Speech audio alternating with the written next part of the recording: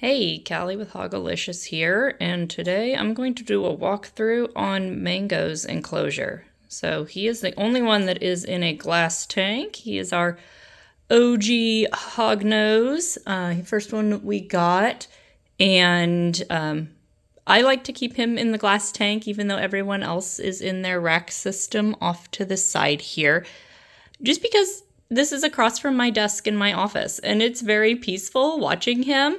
He's right down here right now, and it's fun. He likes to climb. He likes to just move around and play in here, and it's almost like watching a fish tank. It's quite therapeutic. So I'm gonna walk through what we've done with his enclosure. He has been in here for about a year now in this particular setup, and walk through what we've discovered and all that. So first, one of the things to note is we do a full clean out of his enclosure probably 4 times a year, every 3 months or so.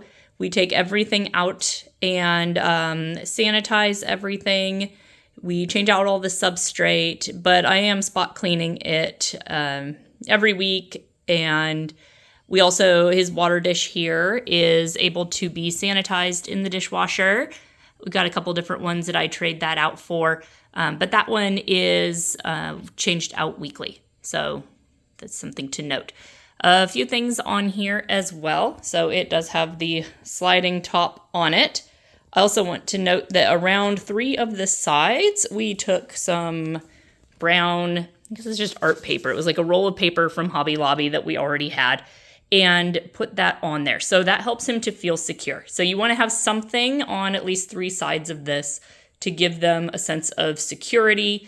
That'll help out with helping them feel comfortable. And it doesn't have to just be plain brown paper. You can do art scenes, you can do an aquarium paper, just something to help them feel secure.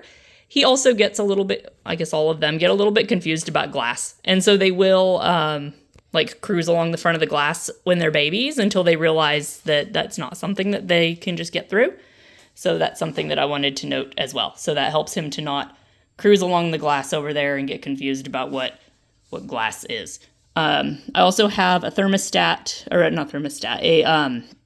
thermometer with being able to check the humidity on both sides. So there's one on the cooler end and there is one on the warmer end. I also have hides over on this side. He gets all the fancy stuff in here. There's one in the middle, and then you can see he's hiding out over here. I think there's a hide buried underneath all the plants. Oh, he hissed at me. Plants as well. I also have these plants up here. They're attached with just the suction cups that come with the plants. I get these ones specifically for reptiles on Amazon. The reason I like these is they don't have wire in it. They're all just plastic, so there's no sharp edges or anything. But the suction cups have had absolutely no issues. I wet it before I stick it to the glass, but he climbs up these all the time. So he loves to climb through all of that. The next thing that I wanted to note on here also, this ball that he has in here, this is a dog toy. I did discover, I think it was maybe the second night that it was in here, I was sitting there and I looked over and he was stuck in one of the holes here.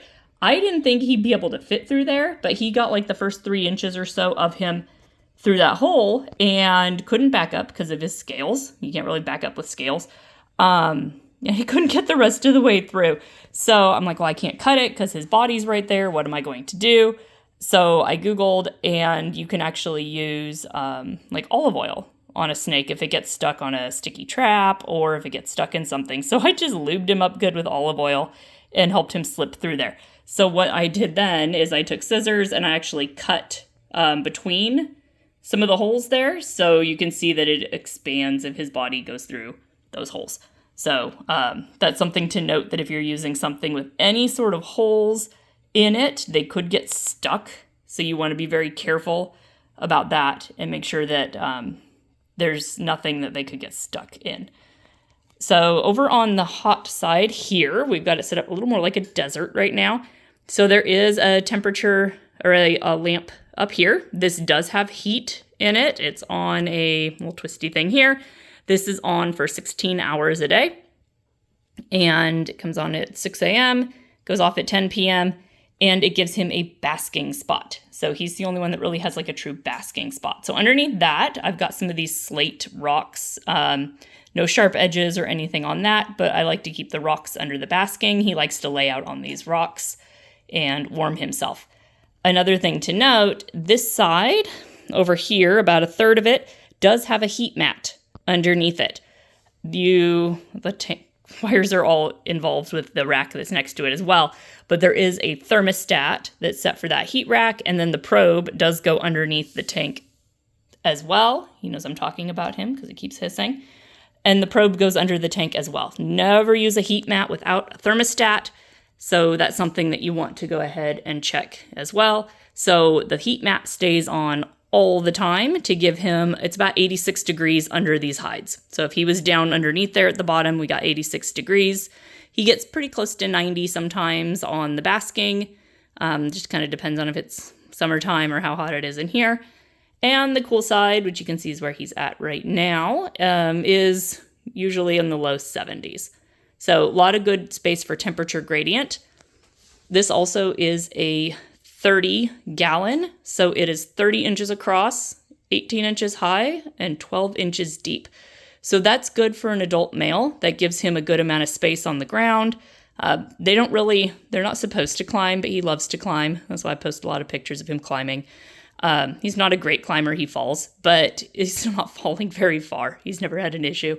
And so with that, so this gives him 12 inches by 30 inches of floor space. He is about 19 inches long, so that's a good space for him. It kind of goes down a little bit there. So it's about 3 inches deep. He moves around in it a lot. You can see little trails that he's made here as well. This is also, I just use the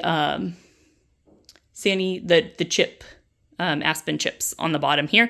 For a while, I was doing the dirt mix, the potting soil type mix with it as well. It didn't seem to matter for him, but you may want to use that if you just have one and you mix in some of that. The Reptis soil is what I was using. So that way it holds tunnels a little bit better, but this seems to be fine. He does have a whole tunnel network that he does down there, which is why his doesn't get changed out quite as much. He also has a bit more space in here. So that is Mango's setup. Post any questions, comments if you have anything below. Thank you very much.